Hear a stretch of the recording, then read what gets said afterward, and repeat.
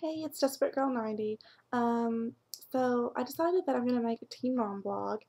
I am in love with Teen Mom. It's one of my, well, actually, it's the only MTV show that I watch. But I just watched episode 3. I haven't started this blog, so it's episode 3 and of the second season, and I'm pretty excited about it. So I guess I'll just jump right into it. Um, Macy and Ryan. Macy is completely done with Ryan. Um, she's getting child support from him, which is awesome because he was being a complete and utter dick and not paying for anything for his son. But the big surprise in this episode was it was Valentine's Day, and Ryan went to drop off Bentley because it was Macy's turn to help him or whatever, and his girlfriend was in the car, and Macy wasn't pissed about it, and she handled it well, but she was like, I'd like to meet this girl who is around my son, and I completely agree with that, And at the end, one of her old, they weren't really boyfriend, girlfriend, but she talked to him for a while before she met Ryan. He called her and they started talking again. And at the end of the episode, they meet up and they go out and party or whatever. But I think that's awesome, and I hope that he is a genuine guy and they have a good relationship if they do, because she wants to date people that she actually might have a future with, and I think she has a good outlook on life, and I really like Macy. She's one of my favorites, and Bentley is adorable. But okay, Gary and Amber. Oh my gosh, don't even get me started with them. Gary, well, Amber was like, full heartedly give yourself to me and say that you want to be with me. So, she gives Gary one day in the last episode because he met this girl and he thought he liked her. And so she got pissed and she was like, I'm going to give you one day to figure out what you want. And so he did, and he realized that he wanted to be with her. Well, everything was happy. So then on this episode, um, everything was fine. It was Valentine's Day, and they went to dinner, and she wants Gary to propose to her. She's been proposed to 2 times already by Gary, but um, she wants a ring, and she doesn't see that anything should change. She just wants a ring. She's like, I want to be engaged to you. I want to be with you forever. Give me the ring. And his thinking is, I told you I'm going to be with you. You know, I'll propose to you whenever I want to propose to you. Like, I want to be with you, but it doesn't mean that I want to propose to you now.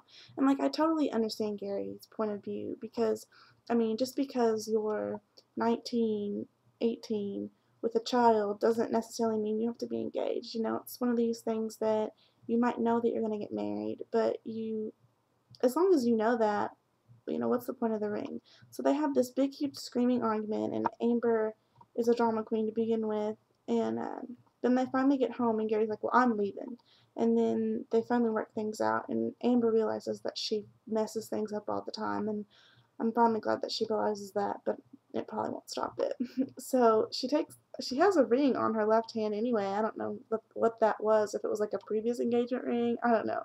But she takes it off, and he's like, will promise ring work? And she was like, yeah. So she's just bitching about nothing. It's over dramatic. But that was all about them. I'm really glad that Farrah opened up about her father, like Sophia's father. Um, I remember when she was on 16 and Pregnant, and they kind of just glazed over the dad that they they basically said that he wasn't in Sophia's life and wasn't gonna be, and it seemed like it was one of those things where um, Farrah didn't want him to know. Didn't They had like a nasty breakup and stuff like that. Things weren't good between them. But we find out in this episode when she talks to the therapist that it's actually her parents who didn't want him around, and they told Farrah not to tell him anything and all this stuff, and then we find out that he was in a car wreck. And, well, we don't find that out. We find out that he passes away. But if you do your research, then you know that he died in a car accident.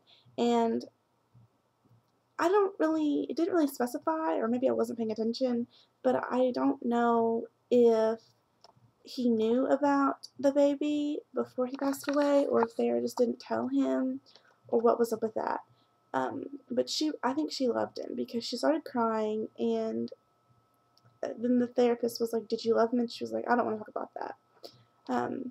So I really think she did, and she's heartbroken, and the therapist was, like, you might need to you should talk to your family about this, and she's like, well, my parents don't talk about things, like, things happen, and then they go a couple days without talking, and then everything's fine again. But Farrah, the whole thing with her mom and whatever, like, her dad calls and is like, it's Sophia's birthday, and her dad calls and is like, Deborah really wants to see her. Can she come to a birthday dinner? So, Farrah's nice and is like, yeah, fine, whatever. She's not too thrilled about it, but she'll do it because it's Sophia's birthday, and whatever. So they get to the restaurant, and I'm so amazed at what her parents did. Like, I really feel for Farrah. Like, sometimes I think Farrah is a total bitch and overreacts about stuff, and kind of ignores Sophia sometimes, and, but the way that they just took Sophia and didn't even listen to Farrah, didn't even, acknowledge that she was there, just played with Sophia the whole time. Like, that really upset me, and I think that's immature and stupid, but whatever. So I really feel for Farrah, and I think Farrah's realizing that it's hard to be on your own with a baby, and I think she's gonna finally grow up and be a good mom. And I mean, I'm not sure how things with her family are gonna be, but we'll see how that comes about. Caitlin and Tyler. At first, when season 1 of Teen Mom came on, I was really wondering why they would be on the show, because they gave away their daughter, and what they were going to contribute to the show. And mostly it's just been about the relationship, but I mean, it did show how they're coping with adoption, and I think that's awesome to show that, because, if there's other teen moms watching out there, it gives them hope for adoption, and it shows the struggles and stuff like that. But on this episode, Tyler he's starting to have his fatherly instincts kick in. Like, Caitlin's she already went through that. I don't feel like doing anything. I feel like I should be home with my baby. I don't want to have fun. I feel guilty. She already went through that. Well, Tyler's just now going through that. So their adoption agency gave him the number of another dad that gave his child up. And so Tyler talks to him, and I'm glad that he's getting help, and he's starting to open up, because according to Caitlin, he doesn't open up about that kind of stuff to her. So, yeah, nothing really too big happened on today's episode, but that's just the recap. So I better get off of here. Bye.